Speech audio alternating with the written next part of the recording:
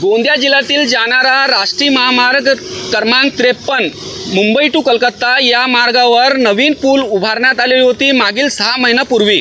या रस्त्यावर नवीन पूल बनवण्यात आलेली होती आणि नवीन बांधकामावर कालच्या मुसळधार पाऊस आल्यामुळे इथं रस्त्यावर भेगा पडलेल्या आहेत, मोठे मोठे भगदाड पडलेले आहेत। मी सध्या त्या ठिकाणी आहे, आपण बघू शकता या ठिकाणी मोठे भगदाड पडलेले आहेत।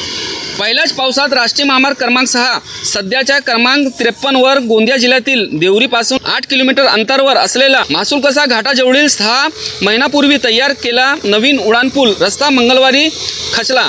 त्यामुळे या रस्त्याचे बांधकाम करणारे अग्रवाल ग्लोबल कंपनी कार्यप्रणालीवर प्रश्नचिन्ह निर्माण झाले आहे। या बांधकामाची चौकशी लवकरात लवकर करून संबंधित कंपनीवर कारवाई करण्याची स्थानिक नागरिकांची मागणी आहे। साईद पठाण, TV9 मराठी, गोंदिया।